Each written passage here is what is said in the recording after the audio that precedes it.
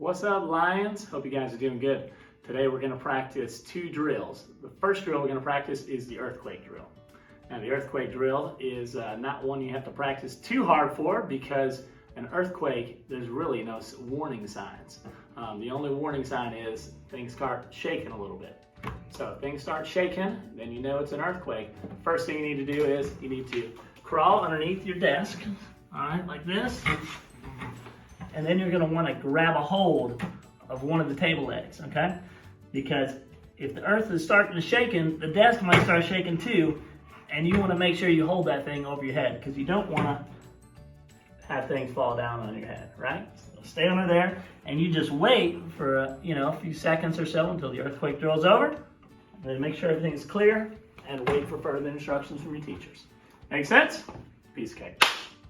All right, so the second drill we're going to practice today is the tornado drill. Now, the good thing about the tornado drill is that there will be lots of warnings that there's going to be a tornado coming. You'll see out the windows, you'll see it getting really dark out there. There'll be lots of rain. The news will be telling us, your teachers will be telling us that there's a bad storm outside.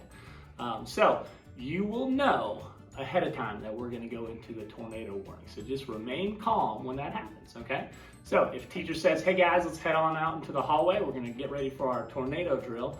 All you got to do is grab yourself a good book, all right, something that's kind of strong like this, and we'll head out to the hallway.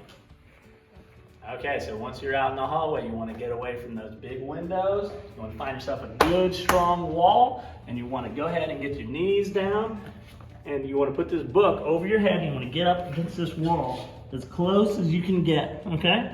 That way, if anything falls from the ceiling or something, you're safe, okay? And this wall is super strong and is going to protect you against a lot of stuff in the tornado. But the main thing is get away from your classroom where things could fall down, and you want to get away from windows and exterior doors, okay? And that goes the same for in your house. Find a good spot in your house where you got a good strong wall away from doors and windows.